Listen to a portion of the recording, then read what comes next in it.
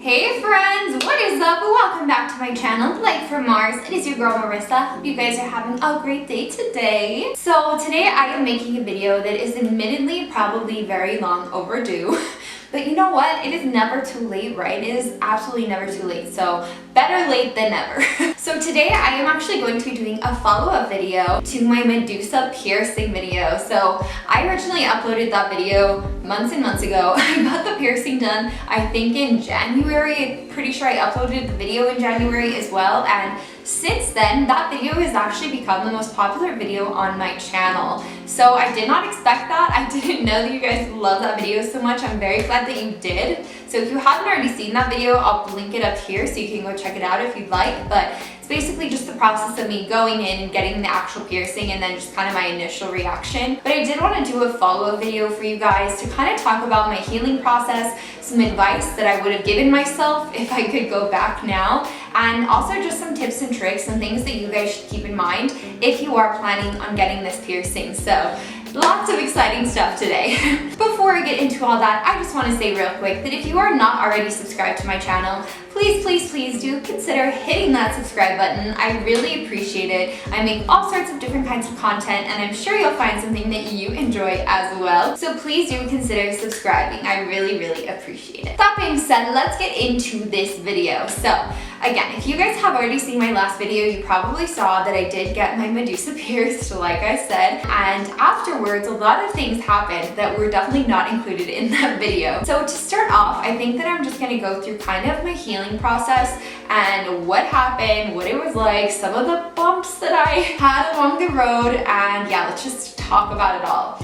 So first of all, immediately after I got the piercing, the first thing that I dealt with was just a ton of swelling, which is pretty much normal. I feel like anyone would tell you that. For any kind of really oral piercing, you can definitely expect swelling. But as far as I hear, word on the street, I guess, is the Philtrum Medusa piercing is one of the piercings that swells the most. And honestly, after going through it, I definitely believe that. So what does that mean? What does that exactly entail? So obviously, other than it physically looking swollen, it kind of looked like I just got a little bit of lip injection, so that wasn't that bad. But other than just looking physically a little bit swollen, it also really constricted my mouth movement a lot. So that was probably the most annoying part. And what I did not realize is that this swelling lasted at least a month, if not longer, guys. Okay, I mean, it probably took at least 2 or 3 months before I was able to get full mouth movement back, just because in the whole healing process, it was like going through all these phases, and it took a while for me to even be able to smile completely again, which I think is definitely something that I took advantage of before, of just being able to smile. So big thing for sure that you do want to keep in mind if you are planning on getting this piercing is that you will have swelling. That is the number one thing I can tell you. You are going to be swollen. It's going to be hard for you to speak. You're not going to be able to do a lot of vocal movements or a lot of vocal inclinations or smile or laugh.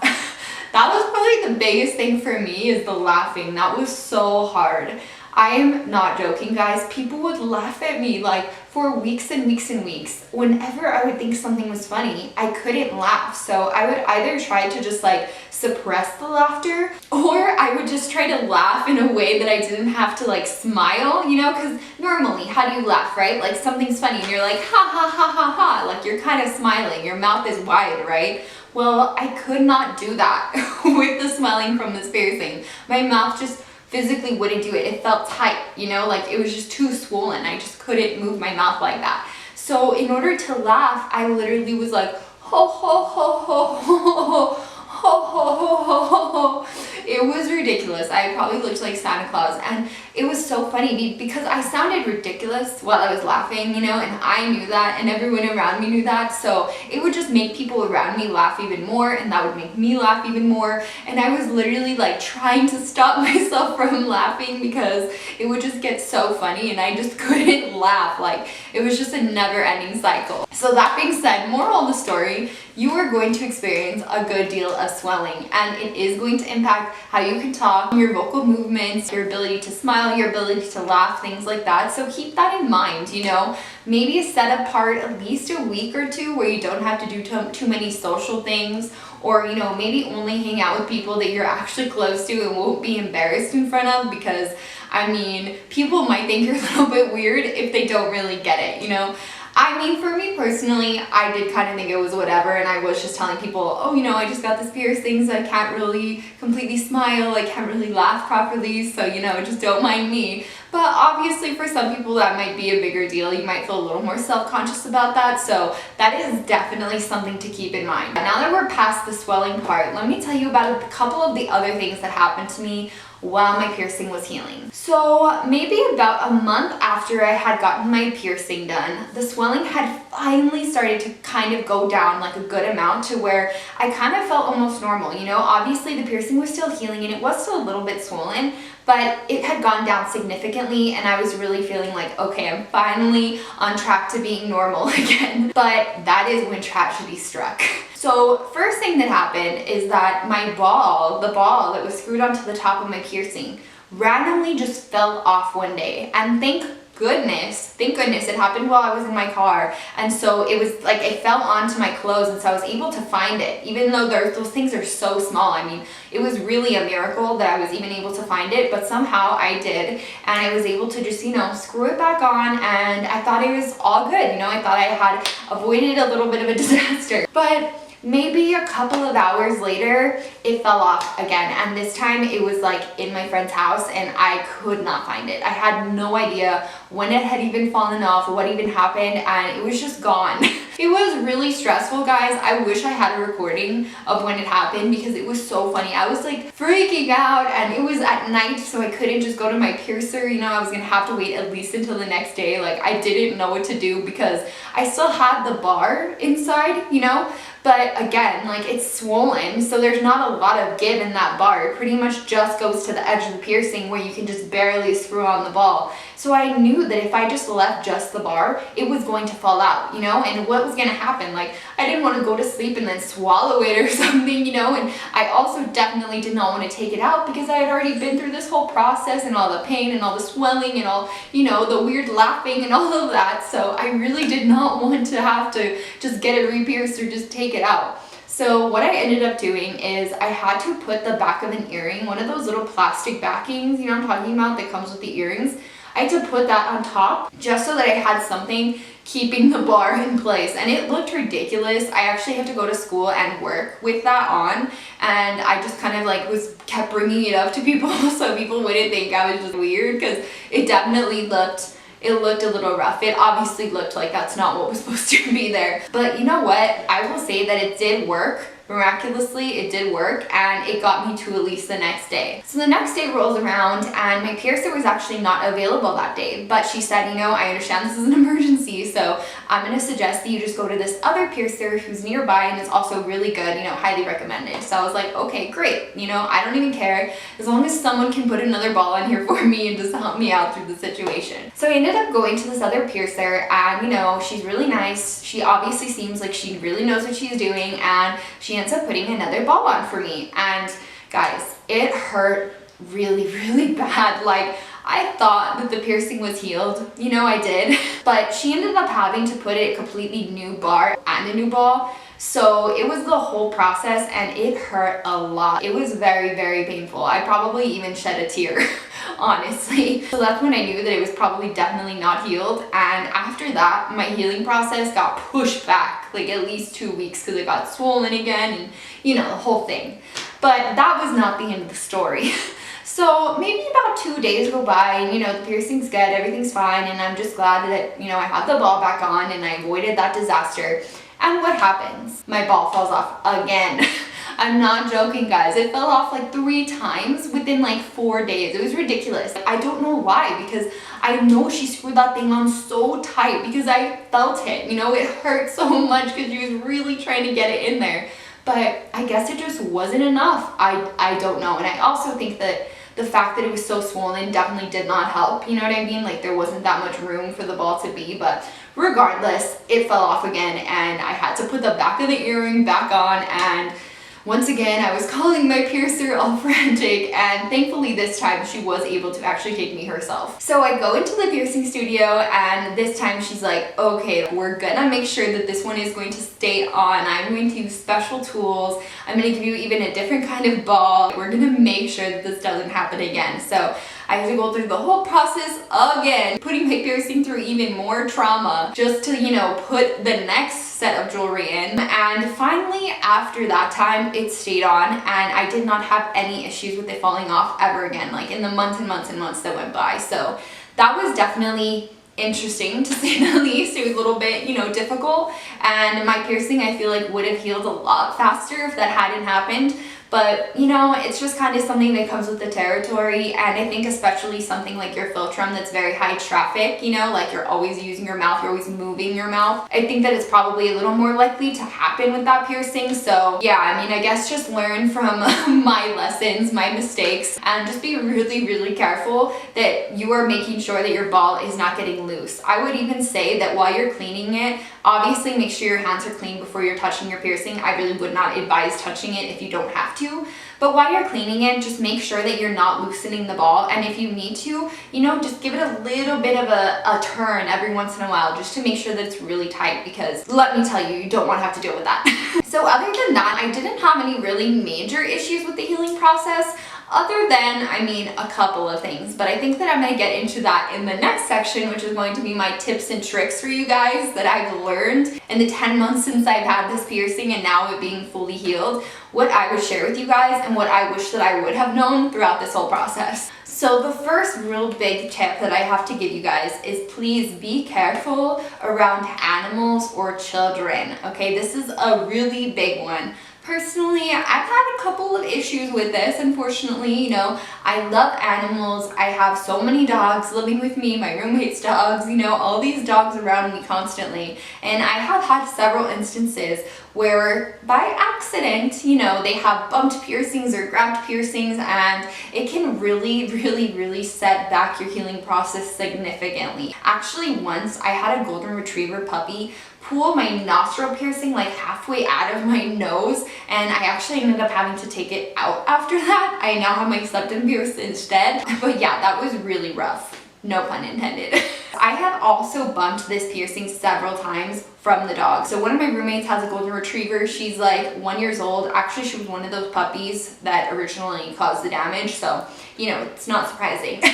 But, you know, she just gets really excited, and so she jumps up, and sometimes she like hits me in the face, you know, which otherwise would probably not be that big of a deal. But when you have a Medusa piercing like right in the center of your mouth, if you just hit it really fast, that honestly hurts. And I'm telling you, if you hit it enough or yank it enough or grab it enough or whatever, it will start to really actually do some damage. And also, not to mention, every single time that your piercing experiences trauma, you're setting back your healing process just more and more and more. Even if you have progressed and made all of this good healing, it only takes one thing to put you all the way back to the first stage of healing. So really just be careful, you know, if you have children, or if you have children in your home, or if you work with children, or same thing again with animals or dogs or whatever. Even if you trust that animal and you know that they're not going to physically do anything to purposefully hurt you, just be careful, because it will impact you, and it will, again, you know, just be overall a pain to deal with. So that's the first big thing.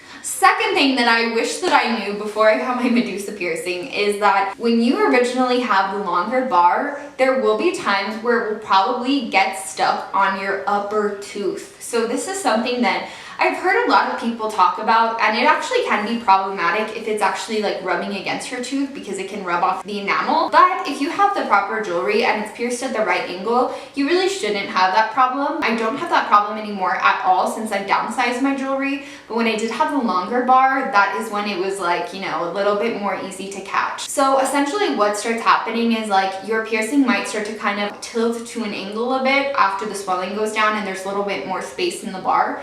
And so I would notice that sometimes when I would just like move my mouth in a certain way, my teeth would kind of get caught on the bottom of the bar, and they would again just kind of pull it. And that would hurt. And if I didn't catch it right away and just kind of move my tooth, I would just pull it down, and that really was painful. So really just make sure to kind of just pay attention to what you're doing with your mouth. And even though you're not necessarily used to having something there, you really have to be aware that it is there. And you want to be careful and make sure that you're not accidentally biting onto it and pulling it down somehow with your teeth. The next piece of advice that I would give is to avoid alcohol. This is a huge thing with pretty much all piercings, but this is obviously especially relevant because this piercing is actually in your mouth, right? Where you probably actually would have alcohol, maybe just casually, right? So obviously you do not want to get alcohol near any open wound. That's kind of a no-brainer, and I feel like most people would obviously know that. But you might just be out with your friends, or at a family gathering, or just at home by yourself, having a drink or taking a shot, and you just kind of forget that that's there because it's probably not hurting anymore. You kind of don't really think about it after a certain point, and so it's very easy to take a shot and then feel the burning when it's already too late. Okay, so this is a big one. If you are going to be ingesting alcohol, especially in the first couple months of having this piercing, you need to make sure again that you're very hyper aware that that piercing is there. So you want to make sure that if you're going to take a shot, make sure that you are opening your mouth and like slinging it back down your throat. You don't want it to be lingering in your mouth. You don't want to be like, holding it in your mouth or anything like that. Like if you're going to take a shot, take the shot and make sure that you're putting it into your mouth behind your teeth. The one good thing about this piercing is that it is kind of easy to avoid that area, in that obviously you can just use your back teeth. If you keep it in the back of your mouth, any type of food or drink, you pretty much can avoid this front area. And in general, I would probably recommend doing that all the time with all food and drink, especially in the early days when the wound is still kind of fresh. But alcohol is a huge thing, guys. I could not tell you how many times that it did happen to me where, I accidentally took a sip of something, and it doesn't even have to be a shot. It can just be a mixed drink or a cocktail or whatever. And then all of a sudden I start to feel the burn, and immediately I regret it because now all I can think about is the burn, and it takes a while for it to go away. So definitely a big one. You need to make sure that either you were just going to avoid alcohol altogether, or if you are going to be choosing to consume alcohol, you need to make sure that you're completely avoiding the area of your piercing. So that goes right into the next tip that I have for you guys, which is to avoid spicy food. So this is another big one. I love spicy food. I have always loved spicy food since childhood, and I will never stop eating spicy food. I pretty much eat it every single day. So for me, this was a really big one, and this was something, again, I learned the hard way. So learn from my mistakes, okay? So again, just like alcohol, it would pretty much probably be intuitive to assume that if you're gonna put something spicy onto an open wound, which literally a piercing is, right? It will burn. It will burn very badly. I would say in some cases, probably even worse than the alcohol would burn, okay? I cannot tell you how many times I ate something that just had a very spicy sauce even, you know what I mean? Something that's a little bit more liquid and would kind of move around your mouth a little bit more. And then just all of a sudden I start to feel the burn, and I'm just like, oh, why did I do that? Why? I totally forgot. And I would have to grab a water or grab some ice and push it around my mouth to try to kind of clean it and try to kind of get that out of it. But it's just like, once it's happened, there's no going back. So really, you just got to avoid it in the first place. It's not to say that you can't eat spicy foods, not at all, or spicy sauces or anything like that. But if you are going to have anything spicy, make sure that, again, you are putting it into the back of your mouth. So when you're gonna take a bite, make sure that you're biting with the back of your teeth. You wanna really be aware that it's there and just try to avoid it. And if you do that, if you chew in the back of your mouth and you're making sure to swallow right after you chew, you're not having any food linger in there, that is really going to help. You don't have to do this forever. I can eat things perfectly normal now, but I would say at least for the first couple months, maybe the first 2 to 3 months, this is definitely something that you do want to keep in mind. Also applies to things like lime juice or really acidic things. Think about it. Anything that you wouldn't want to go into a cut, salty things, all of these things are things that can really irritate your piercing piercing and cause that burn, cause that pain, right? And regress the healing process. So anything like that, you definitely want to try to avoid as much as you possibly can. The next piece of advice that I have for you all in your Medusa healing journey is to try to avoid pools or the ocean. So again, this is something that kind of applies to all piercings. Whenever you get a new piercing, you definitely want to try to avoid swimming in any fashion, just because again, it's still an open wound, right? You don't want to do anything to irritate it. Pools have chlorine and other chemicals that can really be problematic for a piercing, so you definitely want to try to avoid that. And obviously the ocean, same thing. There's a lot of different things in there, and it's also very, very salty. So again, that burn, you want to try to avoid that burn. So you don't want any salt in your wound. So try to avoid the ocean as well. One good thing about this piercing is that it obviously is on your head. So, you can put your whole body in the water and that's totally fine. You can put your feet in and, you're totally good. That's not going to matter. But don't put your face in. Do not. Just don't even try it, because trust me, I did try it, and once again, I was not excited about it after. And I think that it's very easy to kind of overestimate how much your piercing has healed, and to just kind of say like, oh, well, it doesn't hurt anymore, I can smile again, the swelling has gone down. So I'm sure that it's probably pretty healed by now, but I don't know, you just can't trust that. It's really best to just wait for the entire healing process to happen. I would say wait at least like maybe 5 months until you actually take the chance, because you very well might regret it. And once something like that happens, you are just pushing yourself farther and farther back in the healing process. It's really just best to try to avoid these things if you possibly can. The next tip that I have for you, and this is really especially relevant right now, this is thankfully not something that I really had to deal with so much when I got my piercing, just because it was before COVID.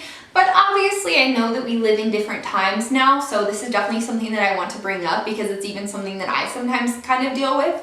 You want to make sure that if you are going to go out, that whatever mask you are wearing is not going to be putting pressure on your piercing. This is something I've actually dealt with a couple of times. I've found that some of the masks that I have, some of them don't, but some of them do, just kind of put a weird pressure on my mouth. And especially if you just got your piercing, or you have a little bit of a longer bar still, you're gonna feel it even more. And again, the more pressure that you have, the more trauma that you have to your piercing, that can just result in so many different things. So really try to make sure that you have masks that obviously are still going to be fitted enough like around your face to be useful, but try to have something that's not going to be putting a lot of pressure directly on your mouth and your lips. Again, that's not really something I had to deal with before, but it's something that I notice now with some of my masks, and luckily my piercing's completely healed, so it doesn't really hurt. It just kind of feels a little uncomfortable, but it definitely would hurt if you had just gotten your piercing or you're still kind of in the deep of the healing process. So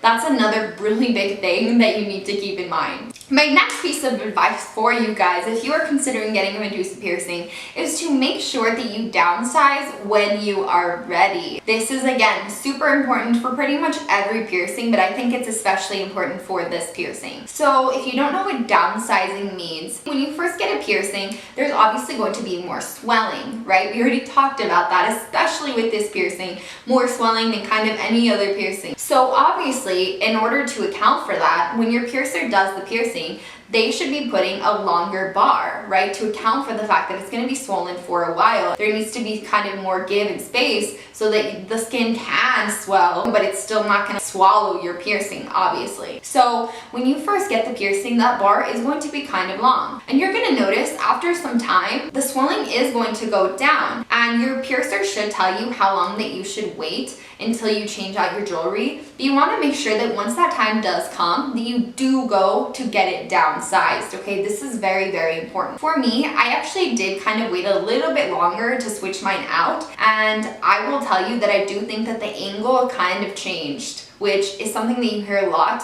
when you don't downsize the jewelry. You can't really tell looking at it on the outside, which is great, but when you put in the jewelry, you can tell that it's kind of like, you have to go a little bit at an angle now. which ideally you just don't want that to happen. So it would really just be best if you get it downsized as soon as you are due for that, you know, like you will not regret it. And on top of that, what started happening to me is that I would notice the extra bit of the bar would be sticking out of my piercing. So it didn't just look like a ball how it was supposed to look. It looked like there was a bar and then the little ball. So it just looked kind of weird, you know, in general. I would definitely recommend that you keep track of when you're supposed to go back. Maybe leave a calendar alert for yourself or write it down somewhere so you don't forget that when that time comes that you do need to go back, get upgraded jewelry, and get a shorter bar put in place. And finally, this is my last piece of advice for you guys, and I think that it's probably one of the bigger ones. Do not give up on the piercing, okay? It is a journey, as are many piercings, obviously, pretty much all piercings, obviously, it's a journey, you know? You have to go through the healing process, you have to overcome some initial bumps in the beginning, you know? It's gonna be swollen, it's gonna hurt, obviously you're gonna have to deal with these things, but do not give up, okay? It is okay. You are probably going to deal with at least one of these things that I've talked about. Even if you're trying to be aware of it 24/7, I guarantee that there might be one instance where, you know, you just kind of slip up and you forget to do something or you forget not to do something and something ends up kind of messing with your piercing. And you know what? That is okay. I will tell you guys, it's something that I did experience after I had hit it a couple of times and a couple of things had happened where, you know, it just left me like, ow, that really hurt. I knew that I had done trauma to the area. I ended up getting like a little bit of a bump on the inside of the piercing. You hear a lot about piercing bumps or keloids or hypodermic scarring. Depending on what it is, it can be different things, but they're extremely common with all sorts of piercings. But I will say that what happened to me, I don't really think it was any of that because it wasn't really a bump. It was just kind of like almost like a raised area, like a raised circle right under the back of the piercing. I don't even know how to describe it. It was almost just like a circle because it wasn't a bump. I don't know, it was interesting. But you know, at first I was a little concerned about it and it did kind of bother me because I wanted to switch out the piercing, but then I kind of felt like I couldn't because I had like that little bump and it was taking up more space, you know? And also, every time it would push on it, it was painful. It would hurt. And for a while, I honestly did think, you know, did I just mess up beyond repair? You know, like, should I just take it out and give up? Who knows if this thing is gonna go away? Who knows if it's just gonna get bigger or worse, you know? And I did for a while consider, you know, just maybe taking it out. But instead of giving up, I just really doubled down on trying to take care of it, trying to avoid anything that would cause any sort of further damage or trauma, and just focusing completely on the healing process, keeping it super clean. I cleaned my piercing twice a day, every single day, and even to this day, I still do that. Even though it's completely healed and I've already upgraded my jewelry and everything, I still clean it every single day. For me personally, I use a saline spray. That's just the easy solution for me. You can just mix literally water with sea salt at the appropriate ratio, and that's definitely a very also cheap and easy option. But for me, I think just for convenience, it's a little bit easier just to kind of grab my spray bottle, spray it on a Q-tip, and then just use that to kind of clean around. When I first got the piercing, I also did get a mouthwash to help clean the inside of my mouth. But that being said, we already mentioned this, you need to get an alcohol-free mouthwash. Okay, do not, please, dear God, do not get a mouthwash with alcohol because you are going to burn and I don't want you to burn, okay? Me personally, I think I used Tom's brand mouthwash, alcohol-free, fluoride-free. So, you know, I got a nice clean, squeaky clean, fresh feeling in my mouth, and I got to clean the inside of the piercing. That being said, do not think that just because you're doing that, you don't have to physically go in and clean around the piercing, because you do. Especially because of the fact that this is your mouth, right? So, you know, inevitably you're going to get like little pieces of food or little pieces of leftover whatever. You're gonna get a little bit of buildup on the inside of your mouth on the back of that piercing, especially when it's not tight. There's gonna be like a little bit of space for it to kind of like get underneath. So yes, that is my last bit of advice about the Medusa Philtrum piercing. It's just do not give up on it, okay? It is going to be a process. It's going to be, you know, a little bit difficult. Your mouth will probably be a little swollen, but you know what? You are gonna have slightly plumper lips, so everyone likes that. That's cute, right? You probably just saved like $500 on lip injections.